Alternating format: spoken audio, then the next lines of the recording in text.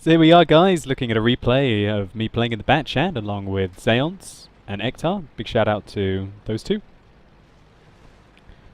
Ektar's playing in his FV4202, so he's repping the Brits. And myself and Zeonts are both in BatChats. Looking at the enemy team, this is a fairly interesting matchup. They've got 4 very dangerous tank destroyers, as well as a 50B and a T110E5. Myself and Z are deciding that we can patrol the middle here. They don't really have any high tier mediums, and if we were to meet their mediums, we should be able to kill them in a few salvos. So immediately a VK is making his way. I put my first shell in, aim around, bounce the second, pen the third. Unfortunately, that VK distracted us from taking out a very important target, which is the AMX-50B up there. Having only 2 shells left, I decided to reload. I reload quite frequently in the BatChat. The BatChat has an amazing 5 shell autoloader. Each shell capable of doing 390 average damage, which is huge. You can basically take out a tier 10 medium tank if you roll average in this with 1 clip, which is pretty incredible, really. So this AMX-50B was very bold to get in such an aggressive location. But, as you can see, there's no artillery, so that's, for all intensive purposes, very strong. Now right now, Ektar is getting nailed by a Lorraine that we can see here on the map. He was last spotted here, and he's just basically nailing across and we can't spot him, unfortunately. I decide that I might take a shot, but I want to get a kill on the T110E5. And he puts one into me, but we confirm the kill. Luckily that 50B wasn't quite ready to punish me. And oh god, Ektar gets hit by an E4, oh dear. So we've lost Ektar. Myself and Z are still alive. I took some serious damage though. Fortunately there's a Lorraine there. I'm going left, right, trying to dodge the shells, trying to make my movements a little bit unpredictable. And we can see he did miss his shell. So I've still got 3 shots left. I just want to get into a position where I can safely unload. And I feel that here's my chance to get some revenge on that Leve who was shooting me. Ah, I was still spotted. Really poor play by me there. And I took 2 shots to put 2 shots on a Leve. That's not very good, guys. You don't want to take shots to try and put shots on tier 8 tanks. If you're playing a BatChat like that, you're playing it wrong. Fortunately, we've still got just over half our health left. So you can see here, playing quite defensively now in the BatChat, looking at the huge cluster of enemies who are dead ahead of us in front of that IS-7 on the map. Basically their whole team. Nearly reloaded and we see a Centurion firmly in the open. Fortunately, we're not going to be able to get our shots off on him with the poor gun depression of the BatChat, so we have to advance a little bit. Now we have the kill shots. 400 damage, followed by 347 damage.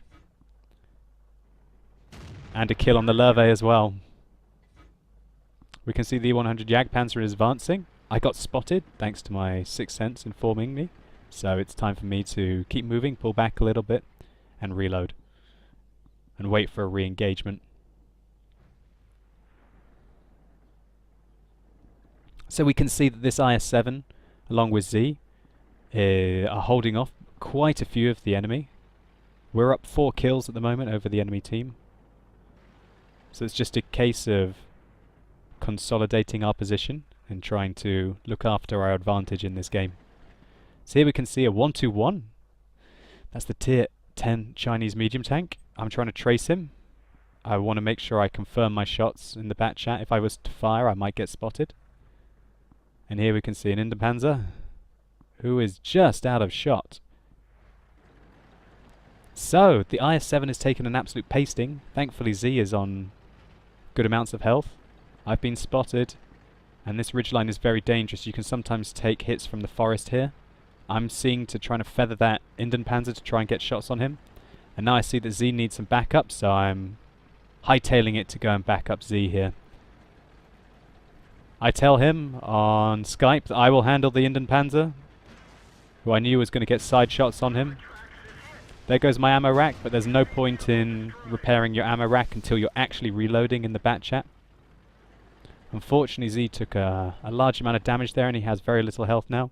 The 1-2-1, he stopped just as I fired. I was giving a bit too much lead, but we managed to finish him off there.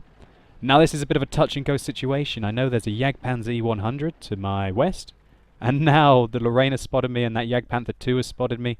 I'm completely surrounded. I'm just thinking, be relaxed, chill. You can still see that I have not repaired my ammo rack, because get used to playing French tanks, and I had to learn how to do this, to not repair your ammo rack until you actually load.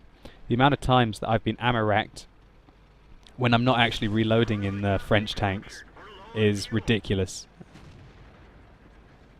So you can see here, trying to avoid some fire from the Lorraine, dodging some shells, and Z's giving some covering fire from the bushes. So now the game's evened up a little bit. We're only 2 kills ahead now, and the enemy has quite a strong position in the middle of the map. Myself and Z are now 1 hits for most of the enemy tanks. So we're just going to be waiting. We're just going to wait. We're just going to be passive and let the enemies come into us, because at the moment we're winning the forest. So this is very interesting. He's got 800 health. We put 1 shell into him. Fire my second. Fire my third, and which misses, and so I decide, let's do it. Let's fire the 5th. And it goes in, taking him out. That was a good result. You can't waste too much ammo in the BatChat. I was thinking to myself, I'm only going to have 11 shells after this, but I thought that would be enough to be able to take out the remaining tanks with a potential damage of 4,000 with those shells. So we can see this E100 Jagdpanzer is really out of position, and Z's getting some fantastic shots off on the enemy here.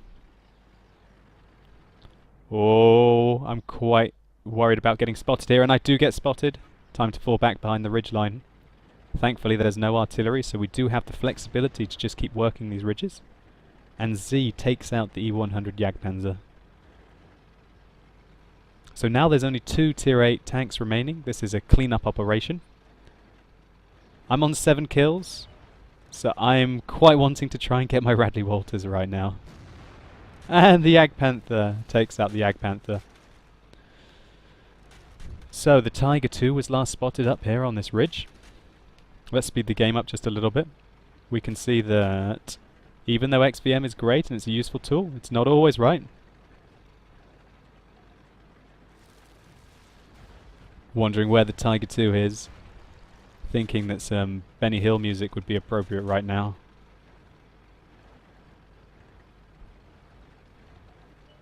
And there he is, and he's got no health.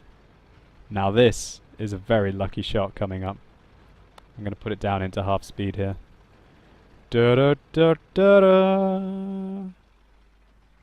Oi! I was so worried that the Jagdpanther 2 was going to get the kill, and I really wanted to take a punt to get my Radley Walters, which ended up alright. So here are the after game stats. 70,000 credits, 3,300 experience for our double. We've got a top gun and a sniper medal, which is amazing considering that clip of ammunition that I fired at that object while he was stealth. We only missed 2 shots out of 20 with a 90% accuracy. We managed to pull off 4,500 damage, which got us the top experience. Damage upon detecting, as we can see here, was 1,600. I should give a shout out to 666, Life Lover 666, because he did 5,000 damage in a tier 10 game in a Jagdpanther 2. In my opinion, that's pretty massive. That's a great effort, sir.